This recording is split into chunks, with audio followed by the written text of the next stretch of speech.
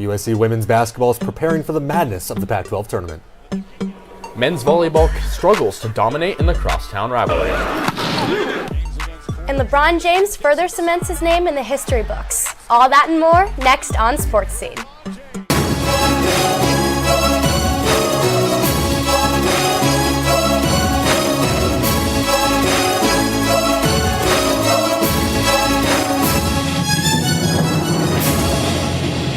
Happy Wednesday and welcome back to Sports Scene. I'm Terrence Holton. I'm Grace Schneider. And I'm Casey Kasliner.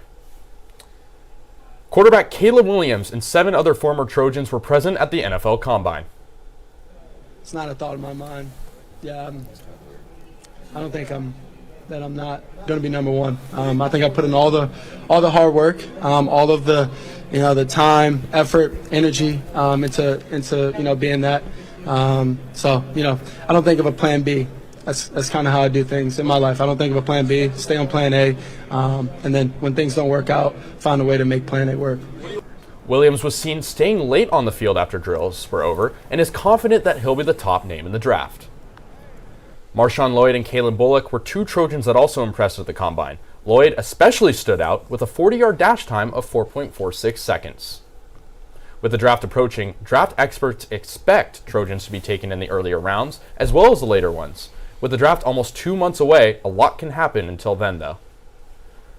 So, which Trojans, in your guys' opinion, kind of stood out at the Combine this past week? Well, my pick is a player that doesn't often come to mind. He's not one of these USC hotshots.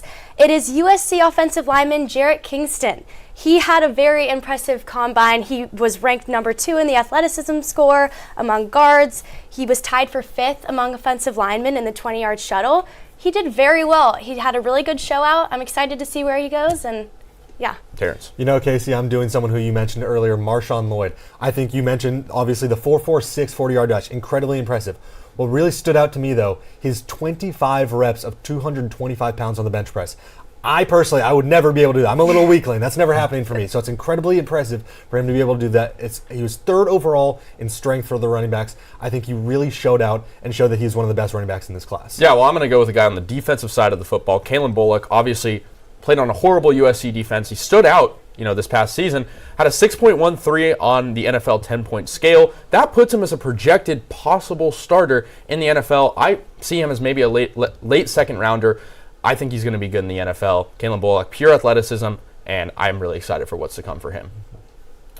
On Monday, USC head football coach Lincoln Riley announced that former TCU running back coach Anthony Jones Jr. will join the coaching staff for the Trojans. During his time at TCU, Jones helped lead the Horned Frogs to the 2022 National Championship game and coach an offense that rushed 154 yards per game and averaged 4.6 yards per carry. Jones's resume also includes running back coach and recruiting coordinator at Memphis and head coach at Cordova High School. Jones has a talented roster of USC running backs to work with as the Trojans head into the Big Ten. But with former USC running back coach Keel McDonald leaving to coach the Chargers in the NFL, Jones will have some big shoes to fill. The women's basketball team ended their season on a high after a come-from-behind victory against Arizona and a blowout win over the Sun Devils of Arizona State. The down 5 with less than 20 seconds to play against Arizona and no Juju Watkins, the Trojans found a way to tie it up against the Wildcats and go on to win in a double overtime thriller, 95-93. Against Arizona State, the Trojans rode their momentum from Thursday night and dominated the Sun Devils, winning 70-55. This weekend was enough for Juju Watkins to earn her 14th Pac-12 Freshman of the Week and was honored with Pac-12 Freshman of the Year. The awards didn't stop yesterday, however, as this morning the Athletics selected Watkins for their National Freshman of the Year.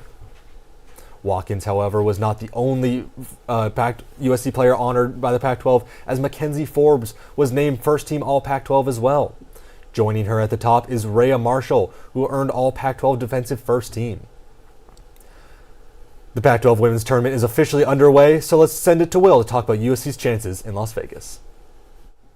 Thanks, Terrence. Juju Watkins is the primary headline for USC leading into this week's Pac-12 tournament, but the Trojans supporting cast of Ivy League grad transfers deserve some love too. I think all of us, but KD and KP especially, have done a great job of adapting to what their role may be in a given game. Some games it's I just got to rebound, and some games for KP it's I might get 5 shots, but she gonna make 4, so I think that's been really impressive. So let's take a look at the tape. After Watkins fouled out in the fourth quarter, it was up to the nerds, as head coach Lindsey Gottlieb lovingly refers to them, to save the day. Check out how Mackenzie Forbes takes over as the primary facilitator with these 3 consecutive assists, and Caitlin Davis steps up as a scorer. Not only that, as you can see here, Davis is going to get not only 1, but 2 clutch offensive boards. So she passes it out to Padilla. Padilla's going to miss this first 3. Davis gets another offensive board, kicks it out again. Padilla drains a game-tying 3 to send it to overtime. These grad transfers are here, and they can make a difference. So now let's break down the women's Pac-12 tournament bracket. Thomas, let's start up top. What do you think about the Oregon-Colorado game? Well, Colorado is already up at halftime by 27 points. Easy, closed and shut. Colorado wins this one. I like that pick. I'm going Wazoo in this to take over Cal. They went on a run last year. We'll get to more about that later. Washington is the defensive powerhouse of the Pac-12. Defense wins championships. I'm taking Washington in the upset over Arizona. Down here, this is an easy one. Utah over Arizona State. The Utes offense is really good. And I'm going to take another upset here, Colorado over Oregon State. I think Colorado is a more balanced team than the Beavers. As I mentioned, I teased it. Washington State's going to beat Stanford. Last season, they were a number 7 seed in the Pac-12 tournament. They won the whole thing. I'm picking them to make another run. I think that's a crazy pick, Will, but we'll move on for time's sake. I know I said defense wins championships, but USC is going to get revenge over the Huskies. USC to the quarterfinals. Well, I'm going to set up a fun crosstown rivalry down in Vegas between USC and UCLA in the Pac-12 tournament semifinals. Well, since you picked Wazoo up here, you need to choose this matchup. Yeah, unfortunately, that's where the run's going to stop for Wazoo. I'm taking Colorado to make the Pac-12 tournament final. And again, I have to choose the underdog here. I think UCLA gets revenge on the Trojans from the earlier crosstown showdown loss. I think it's Colorado, UCLA in the finals. Now, this is going to be a really good game. These teams have played a couple of close matchups. Jalen Sherrod against Charisma Osborne. I think I'm going to take UCLA, though. It kind of pains me to say it. But UCLA, coming out of the 3 seed, I think they're going to take down the Pac-12 tournament bracket and probably earn a 1 seed in the NCAA tournament. I'm going to have to agree with you, Will. But anyways, you've heard our picks now. Let's send it back to the desk to get their thoughts ahead of the Pac-12 tournament. Well, I'm going to tell you right now, Wazoo is not beating Stanford. Let's get that straight. I think Stanford's going to win this entire thing. I'm going to be completely honest. The USC Trojans beat them last time around, but that was behind a Juju Watkins 50 bomb.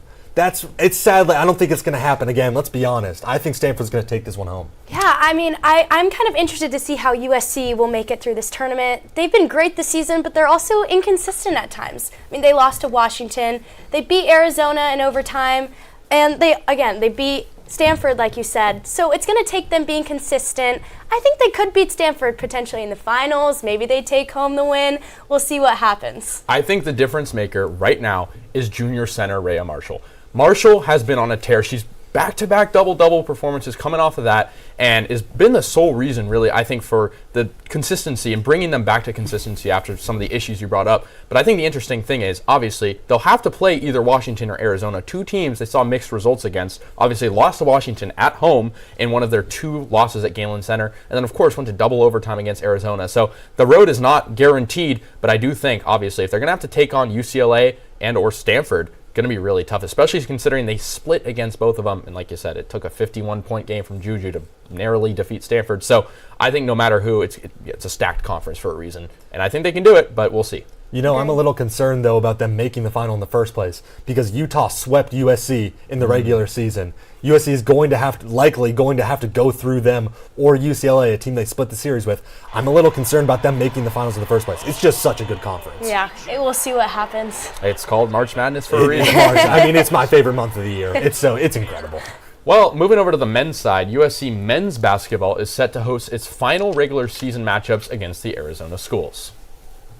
The Trojans split their 2 bouts in the Evergreen State against the Cougars and the Huskies. Pac-12 Freshman of the Week Isaiah Collier was a force for USC, scoring a career high of 31 points against Washington. Winners of 2 of their last 3, the Trojans will aim to finish strong heading into the postseason. USC is toward the bottom of the Pac-12 standings, and even 2 wins this week won't get them a high enough seed. Nonetheless, the Trojans are determined to make a run in what has been a rather disappointing season. Realistically, guys, how far is this USC men's team going in the Pac-12 tournament? Well, I think it's going to be a miracle if they beat Arizona. Maybe they'll beat Arizona State. But even if they come out with 2 great victories, I just don't have them going very far. I don't see anything in their game, the way they've played, to kind of prove that they have the tools or that they can even play and be a contender in this tournament. You know, guys, I'm going to do something I haven't done all year. I'm going to give the USC men's basketball team props. Wow. I think that was a very solid win over Washington. Isaiah Collier has been dominating down the stretch. I think he will be the reason this team can go far. I'm going to be honest. I think they will make a run, and I'm going to take them to win the Pac-12 championship. They are going to sneak into March Madness as a 12 seed. It's going to happen. Look, if I've learned one thing about watching sports, it's not about how good you are in the regular season. It's about getting hot at the right time. I said the same thing about Rhea Marshall. Isaiah Collier, who of course broke his hand and was kind of recovering from injuries, has been a monster lately. I mean, 24 points and then 31 for a career high. He's been insane. And look, it's going to take more than Collier to get them to the promised land, so the bigs absolutely need to step up. I'm talking Joshua Morgan, Vincent Iwuchukwu, and of course Boogie Ellis has dealt with some consistency issues as well this season. I think they can go in a deep run. I don't know if they're going to make it all the way, but look, like I said before, it's March Madness. Anything can happen. It's also Las Vegas, where, you know, the house never wins, or the house always wins.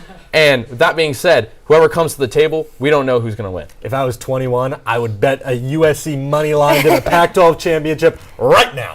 Well, it's going to take a lot of USC players to step up. But speaking of a star player, last Sunday, Caitlin Clark broke Pete Maravich's scoring record of 3,667 points, becoming the all-time leading scorer in the NCAA Division I history for both men and women. This for college basketball history. She does it with a foul shot.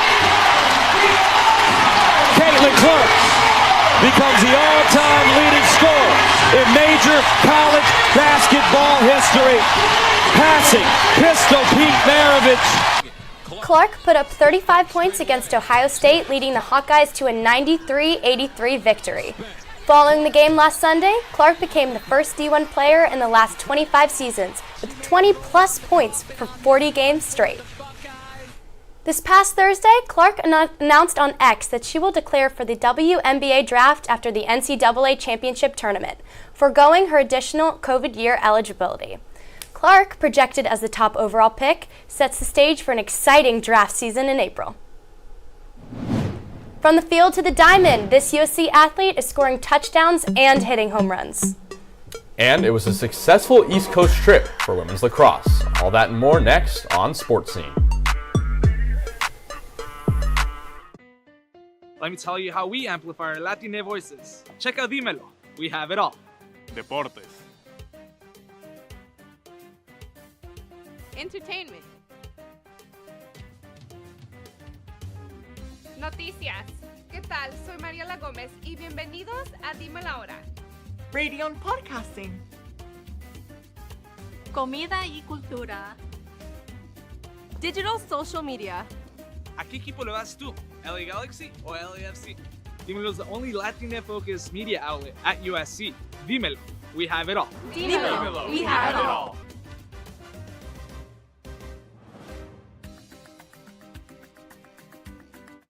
Mr. Owl, how many licks does it take to get to the Tootsie Roll center of a Tootsie Pop? Let's find out. 1, 2, 3. How many licks does it take to get to the center of a Tootsie Pop? The world may never know. There's a new pet. Chia. Chia Pet, the pottery that grows. It's fun and easy. Soak your chia, spread the seeds, keep it watered, and watch it grow. And now grow a whole collection of fun with Chia teddy bears, puppies, kittens, rams, bulls. There's even a chia tree to keep your pets company. Chia Pets and Trees, the pottery that grows. The Chia Pet and Chia Tree are available at Kmart, Rite Aid, Ames, and Woolworth. Makes a great gift.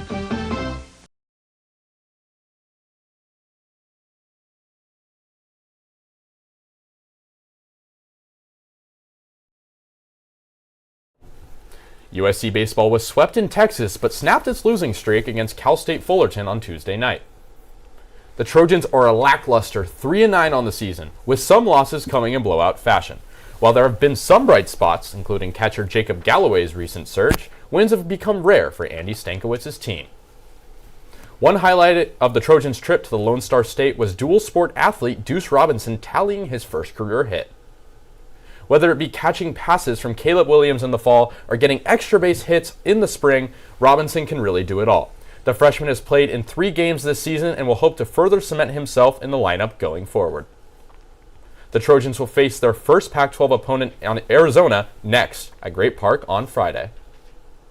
USC men's volleyball struggled to take down number 4 UCLA in the crosstown rivalry. The number 11 Trojans lost 0-3 last Thursday at home, and they fell in 4 sets against the Bruins in Westwood on Saturday. USC sophomore outside hitter Riley Hain led the Trojans with 11 kills at Pauley Pavilion last Saturday. The Trojans tied up the match with a second set victory of 25-23, but they ultimately fell after losing sets 3 and 4. The Bruins now extend to an 8-match winning streak against the Trojans. After 2 hard losses, the Trojans hope to bounce back tonight against highly touted number 8 Ohio State and number 9 Penn State in a Big Ten preview. After going 0-4 in their last 4 matches, the Trojans desperately need a win. Up next, the Trojans will host the Pac-12 and Big Ten Challenge this weekend. USC women's lacrosse took a trip to the crabbing capital of the U.S. with games at Towson, Johns Hopkins in Maryland, as well as a trip to Richmond, Virginia at VCU. The Trojans started off hot with an 11-5 win over the Townsend Tigers. However, their next game at 15th-ranked Johns Hopkins was less fortunate as the Trojans fell 10-13. USC ended its trip on a high note, however, as the Trojans took down VCU 17-14. The Trojans have been consistent throughout the rankings this season as they have strayed between 17th and 13th in the country. USC is now back where they started in the preseason, sitting at number 17 in the most recent coaches poll. Upcoming, the Trojans will have 3 home games at Dignity Health Sports Park against Temple, UC Davis, and Dartmouth before beginning Pac-12 play in late March. Last week, USC's track and field opened up their outdoor season, winning 6 events at the beach opener in Long Beach. This week, Trojans wrap up their indoor season at the NCAA Indoor Championships held in Boston. Here's what Coach Joanna Hayes, assistant coach of sprints and hurdles, had to say. We're out here just trying to put some finishing touches, preparing for the NCAA Indoor Nationals. We're out here doing some hurdles, some quick drills, just really feeling ourselves, getting ready to go out there and hopefully put on a great show. This indoor season, Coach Hayes has trained Jasmine Jones and Johnny Brackens, the number 1 women's and men's hurdlers in the nation. 13 Trojans in total have qualified for the championships and will be competing in 7 different events. The Trojans hope to wrap up the indoor season with an NCAA title before turning their focus to the outdoor season.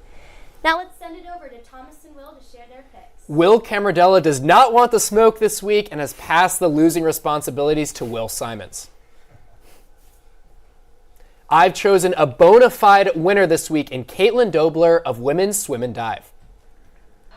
Dobler competed at the Pac-12 Swimming Championships and won her 6th and 7th conference crowns, taking home the win in the 200 and 100-yard breaststrokes. She has now won 4 straight Pac-12 championships in the 100-yard breaststroke, and she's not done, as she announced she'll be coming back to USC for a 5th year. Thomas, I like that pick, but my Trojan of the week is Isaiah Collier. I know what you're thinking, Thomas. USC men's basketball has not been great this season, but Collier had his best 2-game stretch as a Trojan this weekend. After 24 points against Washington State, Collier followed it up with a career-high 31 to carry the Trojans past Washington on Saturday. With the Trojans barely holding on to a late lead over the Huskies, Collier took over the final 2 minutes with 3 clutch buckets to secure a big road win. So Thomas, talk to me a little bit about Dobler. The thing is, Will, I'll be the first to admit, Isaiah Collier had 2 great games. I'll admit that, but it's the gravity of which these performances happen. Dobler, Pac-12 championships. She won 2 Pac-12 championships this past weekend. Collier lost 1 game, and it was a regular season Pac-12 matchups. It's just the difference of how serious and important these games were. I disagree, because I think Collier, what he's doing it on a bigger stage, because Collier, think about his draft status.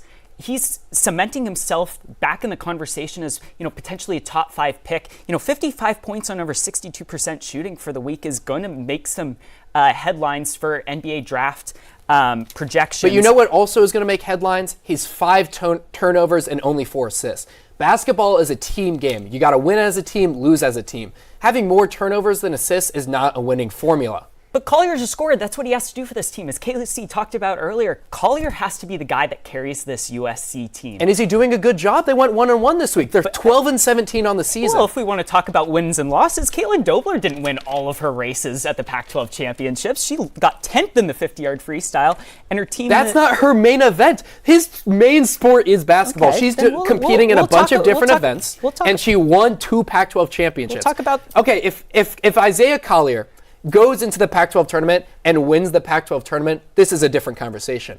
But that's what Dobler's doing. She's going into the Pac-12 championships and winning. Collier's losing in a regular season game. What I like about Collier, though, is that he's showing more than he has throughout the rest of the season and throughout the rest of his career. We've come to expect this from Dobler. This is her 4th consecutive Pac-12 title. That's great and everything, but Collier went above and beyond. Yeah, it's great. Yes, he's went above and beyond. And I'm going to give you one other thing. I think you can make an argument that Caitlin Dobler wasn't even the best Caitlin of the week, let alone Trojan of the week. Did you see how Caitlin Davis played this weekend for USC women's basketball? I think that she was the best Caitlin of the week, let alone Trojan of the week. Well, so are you changing your pick? No, I'm going because I think Isaiah Collier was even better. I'm saying Caitlin Dobler wasn't even the best Caitlin. Well, Caitlin Davis did not win a Pac-12 championship like Caitlin Dobler did twice this past weekend. But we'll send it back to the desk for more.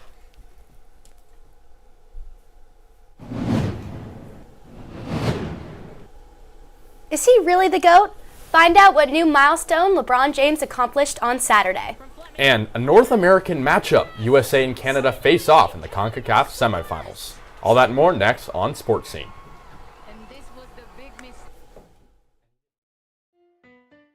Let me tell you how we amplify our Latine voices. Check out Dímelo.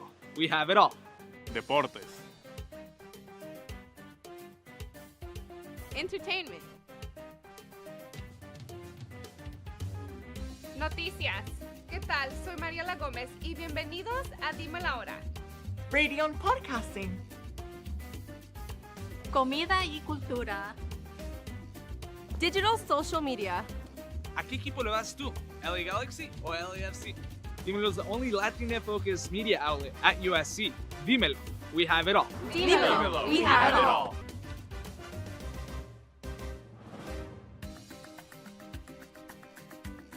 Want quality name brand carpet for less? Call Empire and you can get quality carpet at the lowest price guaranteed. And no payments for 1 year. 800-588-2300 Empire. Today. I've replaced your shoelaces with fruit by the foot. So you did. I replaced your fingers with fruit by the foot. Bravo. I replaced your bones with fruit by the foot. Indeed you have. I replaced your guitar strings with fruit by the foot. Seems like a step backwards, but alright. I replaced your DNA with fruit by the foot. That would be end game, my friend. Fruit by the foot. Fruit-flavored snack. The CONCACAF Women's Gold Cup has been playing games at USC's neighboring field, BMO Stadium, and current Trojan Simia Wuju made the short trip to appear for the Canadian national team. Owujo saw valuable minutes in Canada's 2 most recent wins over Costa Rica, including starting in Canada's 3-0 win last Wednesday. In Canada's thrilling 1-0 win this past Saturday, Owujo came on as a sub and generated valuable minutes in a game Canada would end up winning in the 104th minute. Tonight, Canada takes on the United States in the CONCACAF Gold Cup semifinals. So, how do you guys think that the U.S. can get back to its juggernaut self that it was before the World Cup last year? Well, look, Terrence, I don't know if they can. Don't count out the Canadians. They didn't allow a single goal in the group stage. Adriana Leon has 5 goals. They're such a good team, and you talked about Owujo. They're a deep team top to bottom. I'm looking forward to seeing what the North can do. I'm going to have to disagree with you, Casey. This is a classic matchup. This will be the 65th time that the USA and Canada is playing each other. I'm going to have to go with USA. They've won 11 out of the previous 13 meetings. They're experienced. They know what to do. Team USA. Casey, if I knew you were going to be so anti-Team USA, I would have worn my bald eagle onesie just to prove to you that we believe in Team USA. Team USA is going to take this one home. Alex Morgan, she's a little old now. She's going to deliver a masterclass, and I think Team USA is going to win this one by 2+ goals. Well, I don't know. I mean, Canada, they're highly touted. They have plenty of talent. And look, I know they lost the World Juniors in hockey. They're bound to make a run here in the CONCACAF. I don't know what you guys are talking about. But speaking of a player who's previously put it on for Team USA, Lakers superstar LeBron James eclipsed 40,000 career points on Saturday against the Denver Nuggets. This is one of many milestones for LeBron. He broke Kareem Abdul-Jabbar's scoring record last season, but clearly has plenty of steam left in the tank at 39 years old. The forward dropped in a layup to surpass the milestone and is the only player in NBA history to reach these heights. King James has reached the pinnacle of NBA greatness in just about every category. He has also scored in the most consecutive games, has the most 20-point games, and has the most points in the playoffs of all time. After the Lakers' home loss to the Nuggets, here's what James had to say about the record. And their record's always meant to be broken. You can never say never of any record. Certain things that you just don't think that's going to happen. But I guess for years people said Kareem's record wouldn't be broken, and I was able to eclipse it. But you have to, like I said, you have to have some really good luck. You have to, play the game at a high level for a long time, but we see. So I have to ask, is LeBron the greatest of all time? I don't think I can agree with that statement. I mean, when you're looking at Michael Jordan, he is the GOAT. He went 6-0 in NBA finals, whereas LeBron has gone 4 for 10 in the NBA championships. And look, 40,000 points is an amazing milestone. That is crazy that he broke that record. But LeBron has played for 21 seasons so far, whereas Michael Jordan has only played for 15. And also when you're looking at the state of the NBA right now versus then, the NBA is much more offensively focused. Teams are playing little, if any, defense. I'm going to have to say no. I agree with you. Look, Jordan played in an era of the NBA that didn't just rely on free throws to generate scoring. And look, I just want to point out there, he played baseball as well. He was an all-around athlete like Deuce Robinson. And look, LeBron, great player. 40,000 points is something special. He did it in more time. But Jordan was the bona fide guy that was never going to lose a championship, and he never did. And if he didn't play baseball, he might have won 8 in a row. I can't believe what I'm hearing right now. 2 people born in the 2000s who never watched Michael Jordan play are saying he's better than the king, LeBron James. It's ridiculous. LeBron James is the greatest player of all time. He's the greatest scorer of all time. Grace, you talked about how the 90s were a more physical time. They were better defensively. That's because they were plumbers. They were plumbers and electricians playing with Jordan. He's no LeBron James. This is the most physically gifted the NBA has ever been right now. I don't know about that. I mean, look, the NBA right now relies on free throws, and you see all these top stars generating sometimes half their points from the charity stripe. Look, I don't want to discount any of LeBron's accomplishments, but his track record in the playoffs is not very good compared to that of Jordan's. I think that's the most important thing. You talk about Tom Brady as the GOAT of football, winning 7 Super Bowls, and he has the most. And Jordan with 6. It's just more than LeBron. Yeah, keep winning the championships, and maybe it'll change our minds. Casey, I can't believe what I'm hearing from you because you are a Warriors fan. And if I remember correctly, LeBron James came down 3-1 in the NBA Finals to beat your Golden State Warriors in 2016. Is that correct? That might be correct. Greatest comeback of all time. Greatest comeback of all time by the greatest player of all time. Well, you had to give me those negative memories, so I appreciate that. You're welcome. And that's all from Sports Scene from Annenberg Media. I'm Terrence Holton. I'm Casey Kasliner. And I'm Grace Schneider. We'll see you in a couple of weeks for more sports talk.